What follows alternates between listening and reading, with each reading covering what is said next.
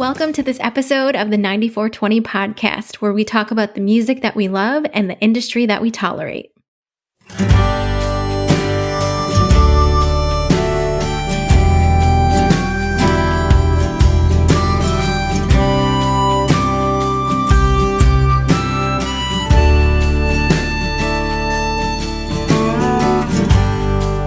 As the hours go by like minutes,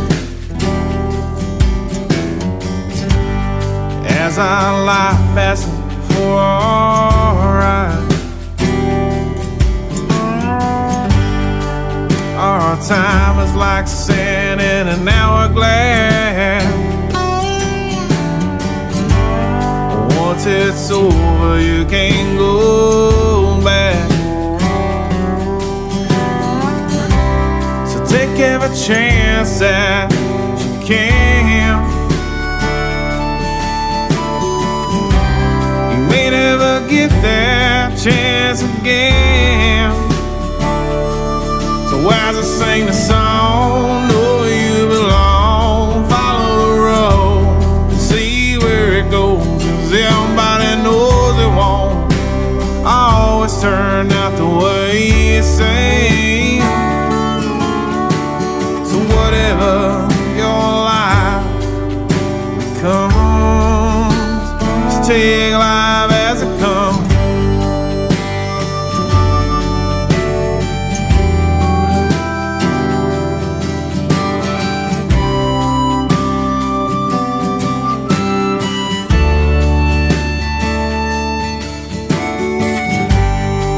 Our life is like a speeding bullet,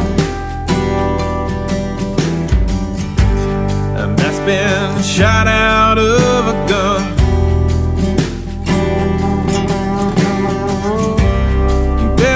Take off running somewhere. Well, time will catch you on the run. So as I sing the song, know you belong. Follow the road, see where it goes, 'cause everybody knows it won't always turn out the way you say. Your life becomes, just take life as it comes.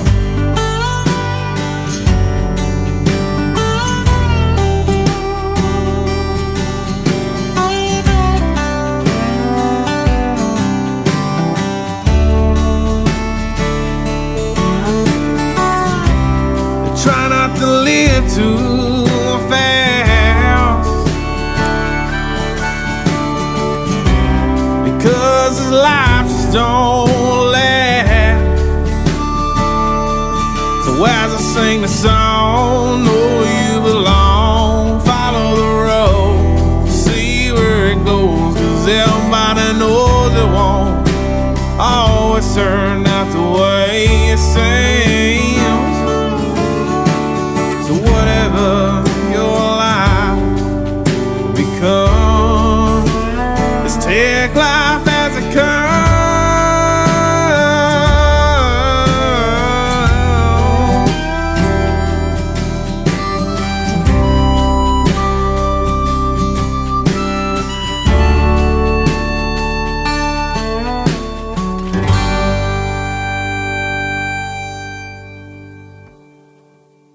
Hey everyone, that was Dylan Westmoreland's single Take Life As It Comes off of his new EP, Remember I'm Here. Hi Carl, hi Greg, how are you guys doing today? Hello, Nicole. You know, and that guy has a pretty interesting story, doesn't he, about how he got to do that? Tell us the story. He does. So we found him on Instagram couple months ago.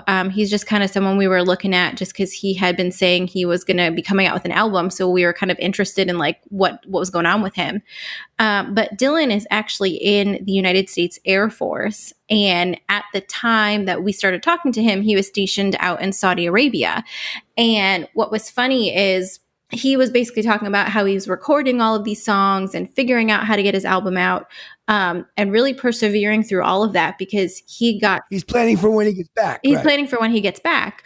Unbeknownst to him, when all of this happened, COVID also happened. So his deployment got extended indefinitely, which for any service member is always heartbreaking because you try and make plans and you try and figure out what you're going to do when you get home. And, when you have an end to all of this, it kind of gives a little bit of hope that you're not going to be stuck there forever. So he actually then, knowing that he wasn't going to get home in time to actually record this album, had his microphones and his equipment all sent over to Saudi Arabia. And he recorded in the tents and the things that they had over there just to be able to get the sound down. And once he did that, he sent it off to a studio, I believe in Tyler, Texas, to master and remix all of these things so that when he finally did get home, he was able to release this and dedicate the entire album to military service members. When you're listening to these songs, don't mind the explosions in the background. Yeah.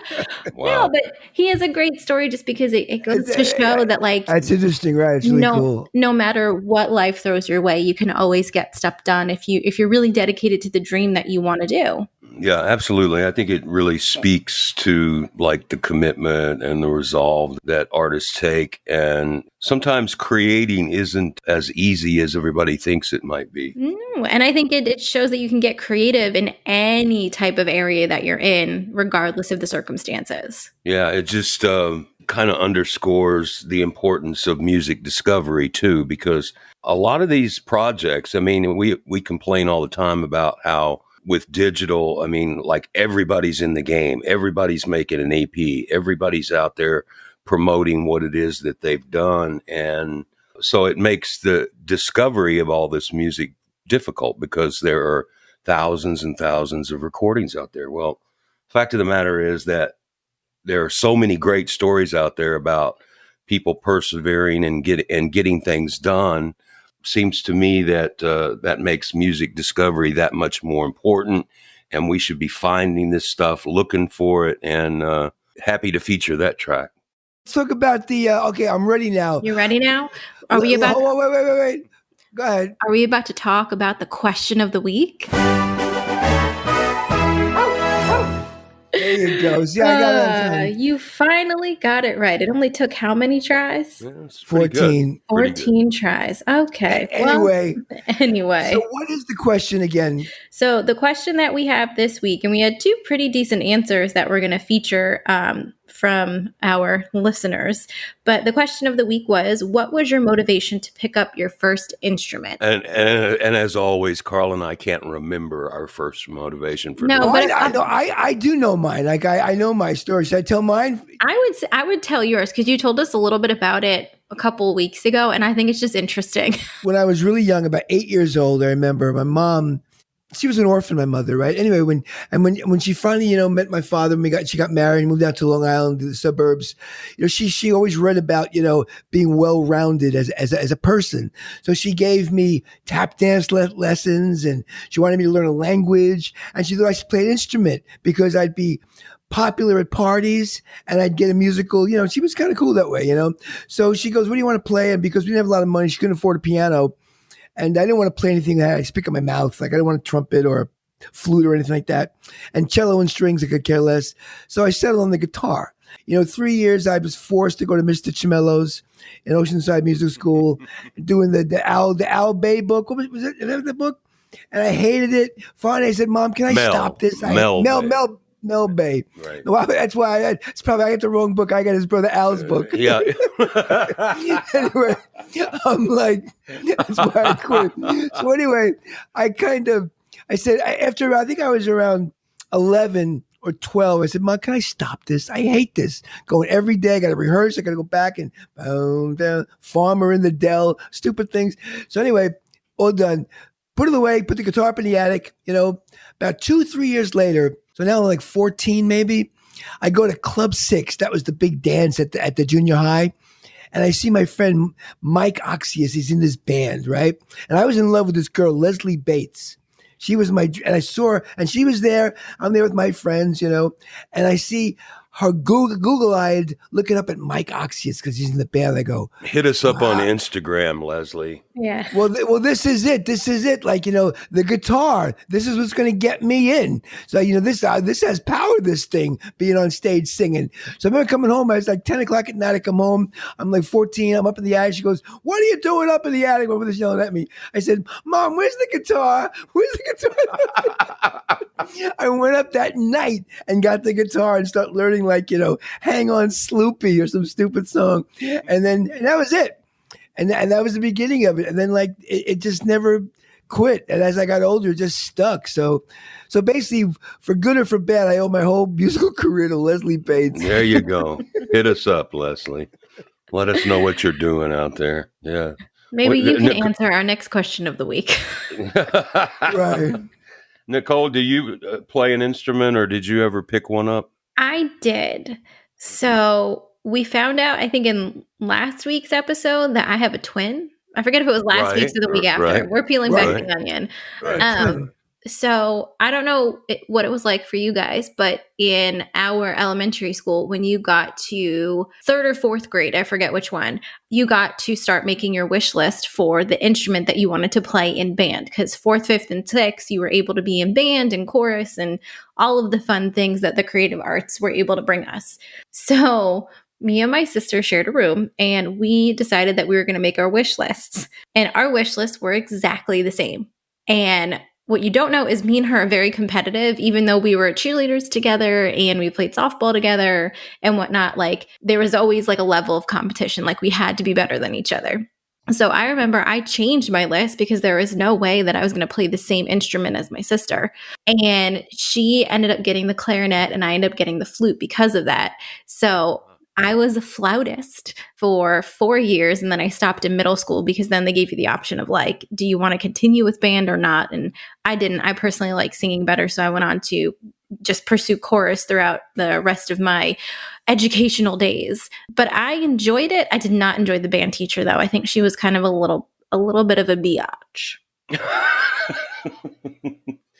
It's funny. I think there's a sameness to our stories, because the central figures in these things early on are usually the music teacher, right? Mm-hmm. And so I did not participate in anything related to music in school. I was in all the choirs, but not because I could sing, but it took up a couple hours of the afternoon that you might otherwise have to be doing some studying. So I got into the choirs, and I was able to, survive that. But I played drums since the time I was 5 or 6 years old. I took lessons. I had this, at the risk of creating another Earl Gregory episode. I had this really amazing teacher. His name was John Roy, and I believe Mr. Roy is still playing and still active in the music community in Louisville, Kentucky, as we speak. And this is in the 60s, man. Back I don't know in the how old 60s, John was. in the 60s in Kentucky, all the pharmacies had drummers. Right, exactly. All the drugstores had a drummer in the back. That is a reference to the ongoing argument that we have about organs in the 60s. Right. But no, so I took lessons for many years, and that was really not. I mean, Mr. Roy was every dentist office had a banjo player. It was kind of interesting in retrospect because he gave lessons at a place called Durloff's Music Shop in Louisville, Kentucky. Did you practice on drums or a pad? That's the whole thing too.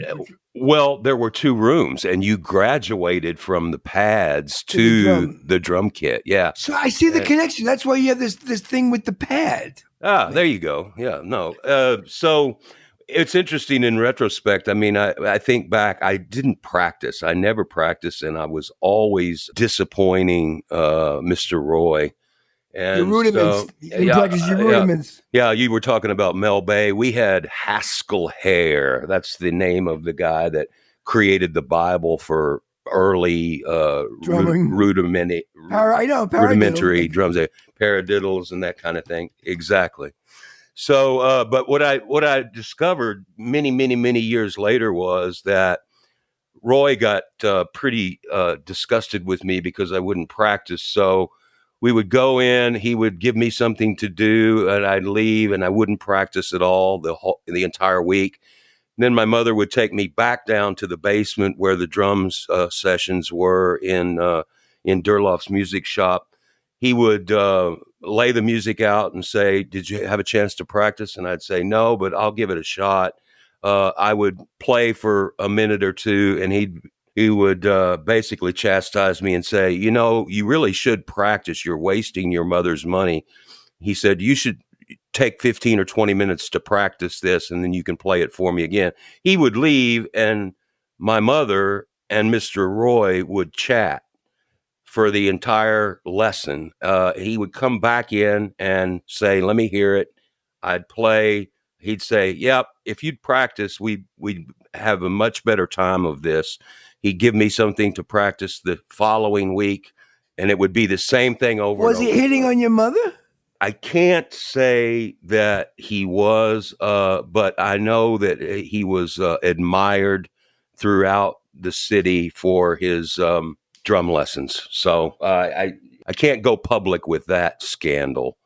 Bring it out in the open, the Roy drumming scandal of Kentucky. Yeah, there you go. No, and so and I never really liked the formal lessons. I mean, I played in bands, and I was interested in drums as an instrument, and I went as furniture.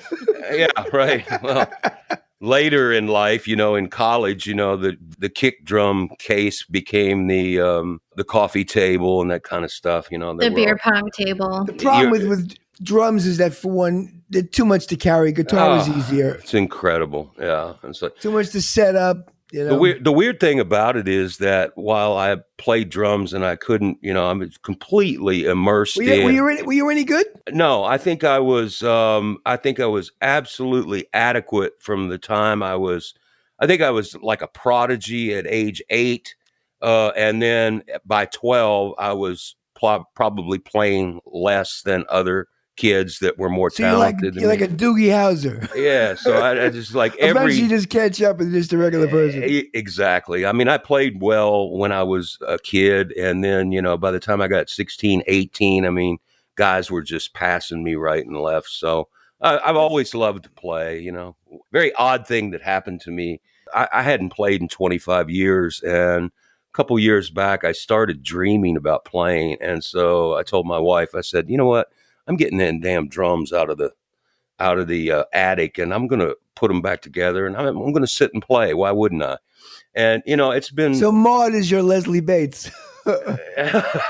No, I do think we were playing out, and I was playing in bands about the time I met Maud, my wife. But no, she's always known that the business side of things is really where my interests lie. But I did pull the drums out. And I did play, and I played exactly like I did when I was 12 years old. So there you go. Let's hear what one of our listeners.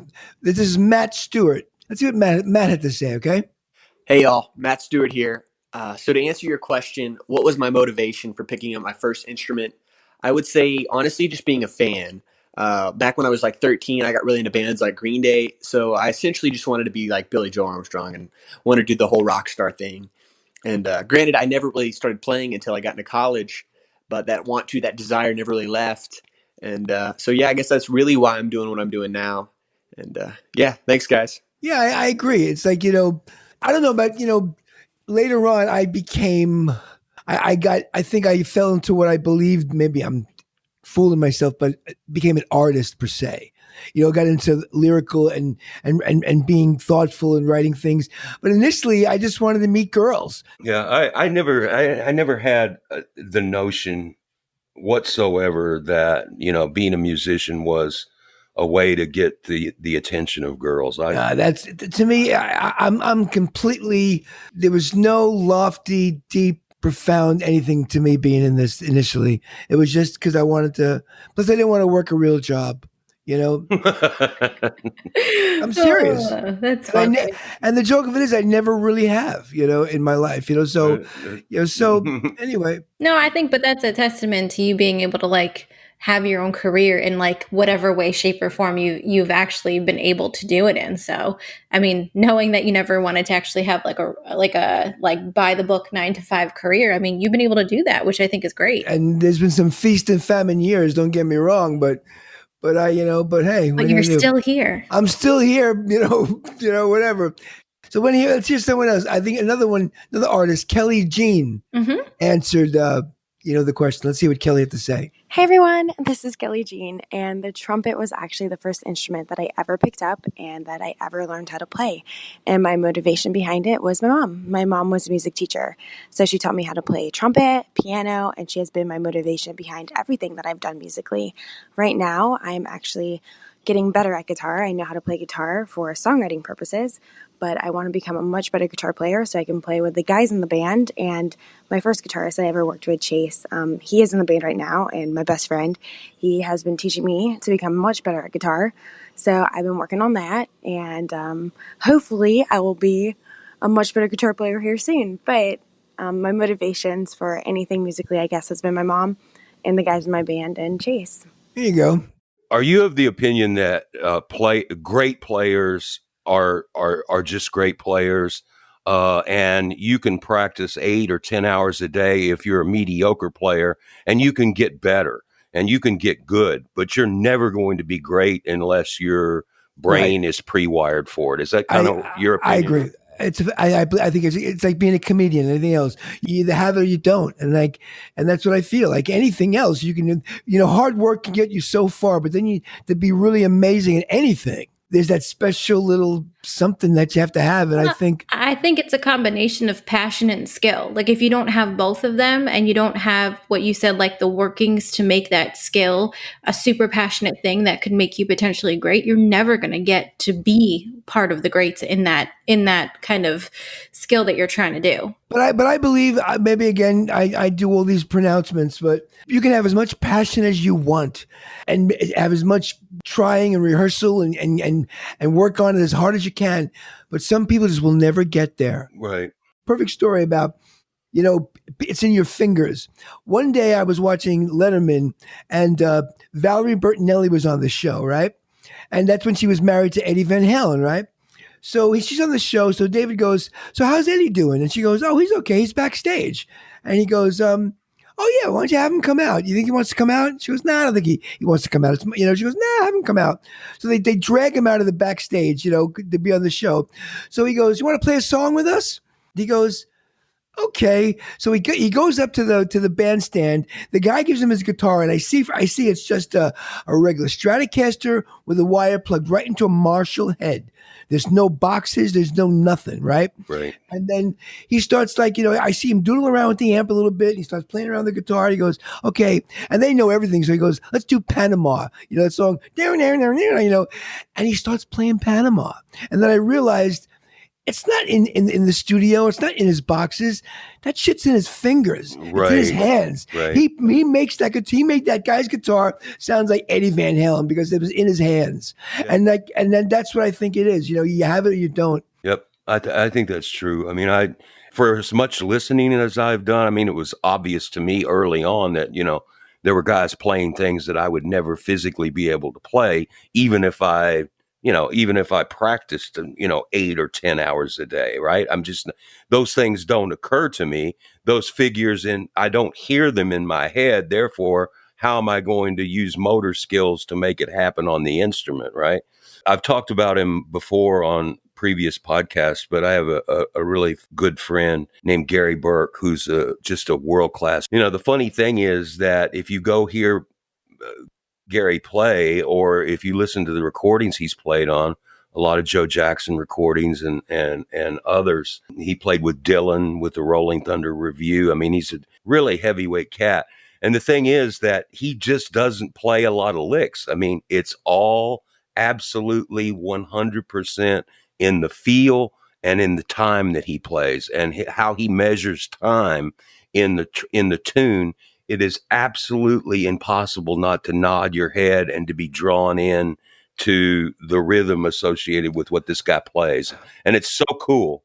You know, and that's hard. That's hard. I agree, and that's he's hard not to flashy. He's not flashy. do. Well, that's the whole thing. Flashy people. Yeah. There are people like who you listen to music or great bands, and these guys are great drummers, and you don't even know it because you don't even know they're there, but you'd know if they weren't. Yep. You know, but they're just so solid in the background of what's going on, and that's what's great about. They don't step on the song. They know how to play. They do what they're supposed to do. They're not there to be stars. You know, that's the way with all rhythm sections. You know, if you go see a 2-hour show and you don't remember one thing the rhythm section played, it was probably a pretty solid show. Right. Because they're, you know, and then they're just doing their job. Because they create a great foundation for the singer and the song to be. I'll play another tune off of Dylan Westmoreland's new EP. Yeah, let's do it. This one's called, again, also all these songs were done in Saudi Arabia? All of these songs were done in Saudi Arabia. This one's called Best Friend.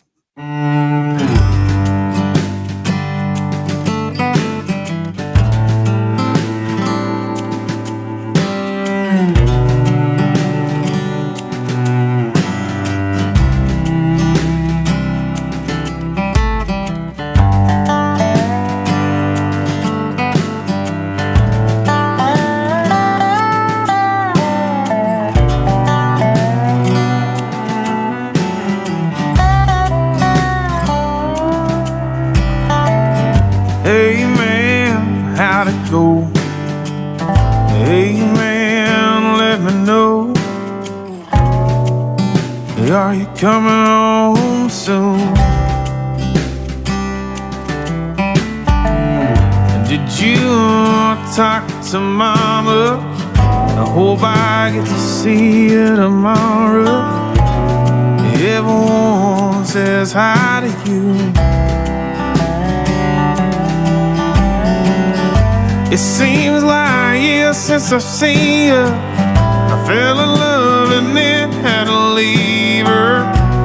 You know I look to you for the truth. I got your back, it don't matter. I guess I don't need a text or letter. Just wanted to catch up with you. 1 p.m. You're my best friend, and I love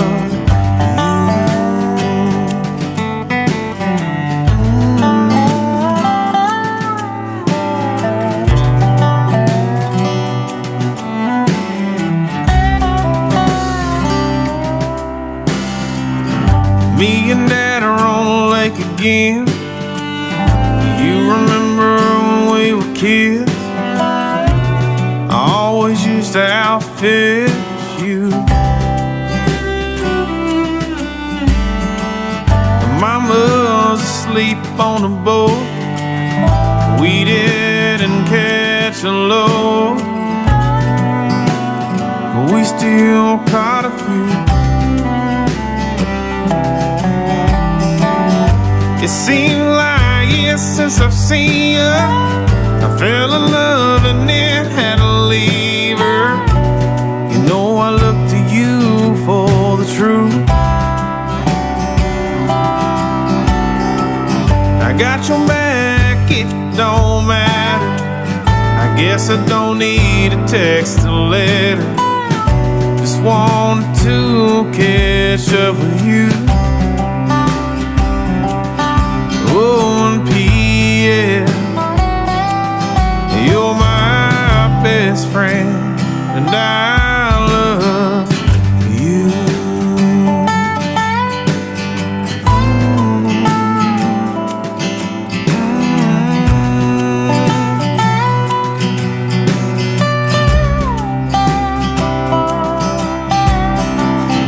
Almost forgot to tell you, I graduate in December. I hope you get to come on through.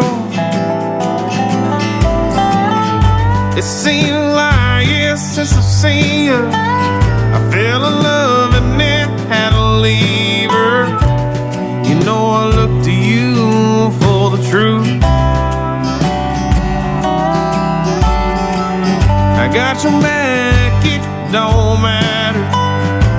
Guess I don't need a text or letter. Just wanted to catch up with you. 1 p.m.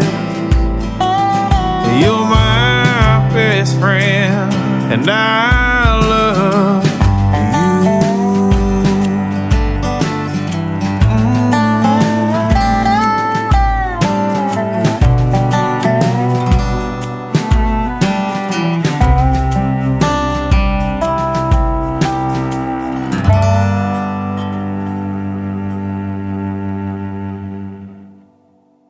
Yeah, that was pretty cool. I like the cello again. So did he recorded the tracks there as well?